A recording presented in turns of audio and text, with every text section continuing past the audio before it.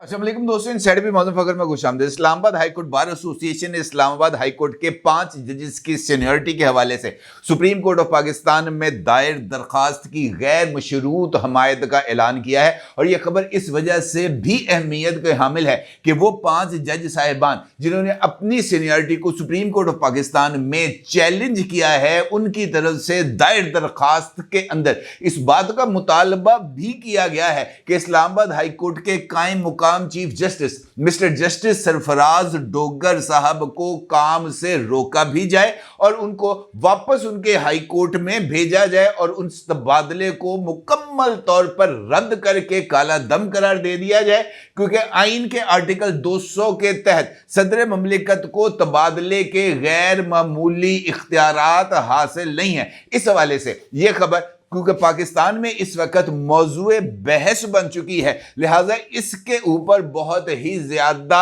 गौर व फिक्र के साथ यह हकायक पर मबनी खबर देना बहुत ज्यादा जरूरी है, क्योंकि झूठ के प्रोपेगेंडे ने पाकिस्तान को बहुत ज्यादा मसाइल का शिकार कर दिया है। इसलिए सबसे पहले इस खबर की हकीकत हमसे जाने। मामला क्या है? मामला यह है कि इस्लामाबाद हाई कोर्ट के अंदर माजी के अंदर जब ये जो 6 जज साहिबान थे जिसको हेड कर रहे हैं, ये एक ग्रुप के तौर पर अब सामने आ रहे हैं और इसको हेड कर रहे हैं जनाब जस्टिस मोहसिन अख्तर कियानी। इनकी तरफ से एक खत तहरीर किया गया था उस वक्त के चीफ जस्टिस मिस्टर जस्टिस काजी फायज ईसा साहब को, और फिर इनकी मुलाकात भी हुई थी जस्टिस काजी फायज ईसा साहब और जस्टिस मंसूर अली शाह साहब से, जिसमें इन्होंने अपने तहफ्फुजात से चीफ जस्टिस ऑफ पाकिस्तान को आगाह किया था। और उस मुलाकात के फौरी बाद खत सुप्रीम जुडिशियल काउंसिल को भी भिजवा दिया गया था और सुप्रीम जुडिशियल काउंसिल से इस बात का मुतालबा किया गया था कि वो जजेस के कोड ऑफ कॉन्डक्ट के अंदर इस बात को भी मेंशन करे कि अगर जजेस के ऊपर दबाव डाला जाए और दबाव भी रियासती इदारों की तरफ से आए और खास तौर पर इस्टेब्लिशमेंट से वाबस्ता इदारों की तरफ से, तो इस सूरत में जजेस का रद्द अमल क्या होना चाहिए। और इस पर जनाब जस्टिस काजी फायज ईसा साहब का यह कहना था कि जजेस को इस तरह की सूरत हाल में किसी कोड ऑफ कॉन्डक्ट की जरूरत नहीं, क्योंकि जज अगर दबाव को बर्दाश्त करता है और दबाव के तहत आकर काम करता है तो फिर उसको जज की कुर्सी पर बैठने का कोई इख्तियार नहीं। लेकिन अगर जज जो है जरूरी समझता है और वो इस बात की जरूरत का एहसास करता है कि जनाब ये जो दबाव है इस दबाव के ऊपर कार्रवाई करनी चाहिए, तो फिर वो कॉन्टेम्प्ट ऑफ कोर्ट की कार्रवाई कर सकता है। इसका मतलब यह है कि इस मौके पर ये जो जज साहिबान जिन्होंने खत को तहरीर किया था और फिर मुख्तलिफ मौके पर इस खत के तहरीर करने या मुबैना दबाव के रद्द अमल के ऊपर इमरान खान के लिए एक लूट सेल लगा दी थी, उसके रास्ते को रोकना शायद रियासत के लिए बहुत ही ज्यादा जरूरी था। और इस मामले की रोकथाम के लिए ये जो फैज की गंगा इस्लामाबाद हाई कोर्ट से बह रही थी उसको रोकना जरूरी था। और इस मामले के लिए ये बात अहमियत की हामिल थी कि उसके लिए एक जानिब 26वीं आईनी तरमीम के जरिए कॉन्स्टिट्यूशनल बेंच बनाकर ये जो इमरानी टोला था इसको आइसोलेट करना था और कानून और आइन के मुताबिक अदालती निजाम को चलाना था। अब ये जो करंट पिटीशन जिसका मैं आपके साथ जिक्र कर रहा हूं, ये ना सिर्फ अहमियत की हामिल है बल्कि इस पिटीशन में जज साहिबान की तरफ से तकरीबन 48 सफ़हात पर मुश्तमिल ये पिटीशन मौजूद है, जिसमें 5 सवालात को उठाया गया है, जिसमें से सबसे बढ़कर सवाल जजेस की ट्रांसफर के हवाले से सदर ममलिकत के इख्तियारात, आइन के आर्टिकल 200 की तशरीह, जजेस की सीनियरिटी और जजेस का हल्फ शामिल है। और सबसे इंपॉर्टेंट बात यह है कि एक हाई कोर्ट से अगर जज ट्रांसफर होकर दूसरी हाई कोर्ट में आता है तो इस सूरत हाल में पहले से मौजूद जज साहिबान की सीनियरिटी किस तरीके से मुतासर होगी। इसके साथ साथ इसी पिटीशन के अंदर जो मुख्तलिफ जज साहिबान है जिनकी ये मुश्तरका पिटीशन है, इसका पॉइंट नंबर 34, 35, 36 और 37, ये 4 पॉइंट्स ऐसे हैं जिसके अंदर जनाब जज साहिबान ने माजी के अदालती फैसलों का जिक्र किया है। जज साहिबान ने इस बात का जिक्र किया है कि जिस वक्त से پاکستان کے نظام عدل میں جسٹس منیر کی طرف سے نظریہ ضرورت کو متعارف کرایا گیا تھا،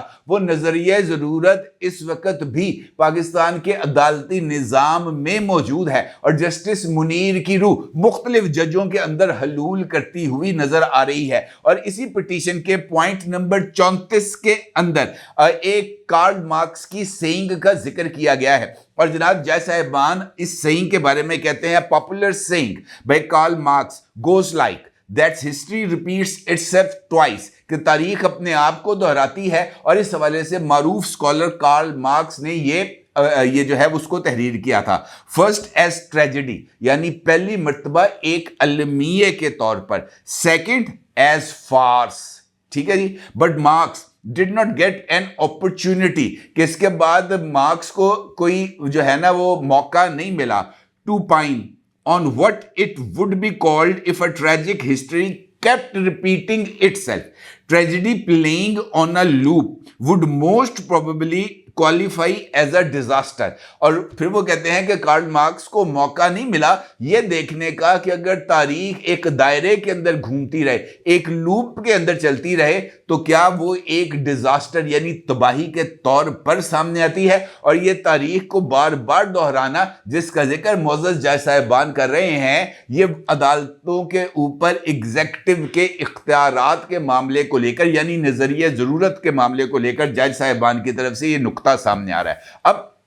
ایک لمحے کے لیے جس طریقے سے یہ اسلام آباد ہائی کورٹ بار ایسوسی ایشن کی طرف سے سینیورٹی کو چیلنج کرنے کی درخواست کی غیر مشروط حمایت کا اعلان کیا گیا ہے، اور اس بات کا ذکر کیا گیا ہے کہ ہائی کورٹ میں ججز کے تبادلے اور پہلے سے موجود ججز کی سینیورٹی لسٹ میں قصدن ہیرا پھیری کو چیلنج کیا گیا ہے۔ یہ سارا عمل ایگزیکٹوز کی بدنیتی کو ظاہر کرتا ہے، اور ان کا یہ کہنا ہے کہ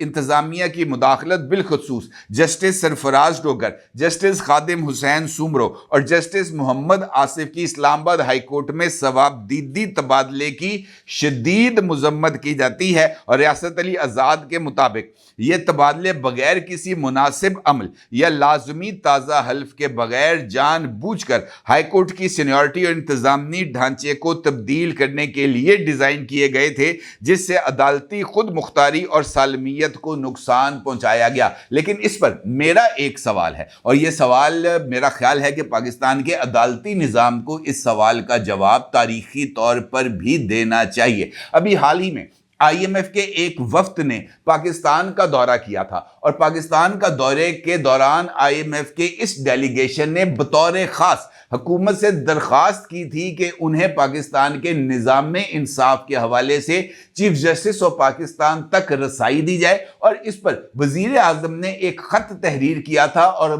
جناب چیف جسٹس صاحب کو اس ملاقات کے لیے آمادہ کیا تھا، اور یہ ملاقات ہوئی تھی، اور اس ملاقات میں نظام انصاف عوام تک فراہمی کے اس عمل پر بات ہوتی تھی۔ اب یہ جو پٹیشن سامنے آئی ہے، اس کے ذریعے آئی ایم ایف کو یہ پیغام دینے کی کوشش کی گئی ہے کہ پاکستان میں تو جج انصاف مانگتے پھرتے ہیں۔ آپ اندازہ کریں بات کو، بات یہ ہے کہ اس کے ذریعے یہ بات انٹرنیشنل کمیونٹی کے سامنے رکھی جا رہی ہے کہ لوگوں کو انصاف کس نے دینا ہے؟ ججوں نے، اور جج اپنے لیے انصاف مانگتے پھر رہے ہیں۔ تو آپ پاکستان کے اندر کس طرح کے انصاف کی بات کر رہے ہیں؟ پاکستان کا آرمی چیف لندن جاتا ہے تو وہاں پر لندن میں اس کے خلاف مظاہرہ شروع ہو جاتا ہے، اور یہ کہا جاتا ہے کہ یہ ایک فاشسٹ شخص ہے جو اس وقت لندن میں آیا ہے، ایک ڈکٹیٹر ہے جو لندن میں آیا ہے، اور یہ پاکستان کو تباہ کر کے اس کی راکھ یعنی اس کے کھنڈرات کے اوپر حکومت کرنے آیا ہے۔ تو ایسے ماحول کے اندر جب ہم اس طرح کی پٹیشنز کو سامنے لے کے آتے ہیں تو انفیکٹ ہم پاکستان کے لیے جی ایس پی پلس سٹیٹس کو چیلنج کرتے ہیں، ہم آئی ایم ایف کے پروگرام کو چیلنج کرتے ہیں، ہم ورلڈ بینک کے $40 بلین کی 10 سال کی انویسٹمنٹ کو چیلنج کرتے ہیں، ہم تمام دوست ممالک کی پاکستان تک جو انویسٹمنٹس ہے ہم اس کو چیلنج کرتے ہیں۔ اور دیکھنا یہ ہے کہ اس صورتحال میں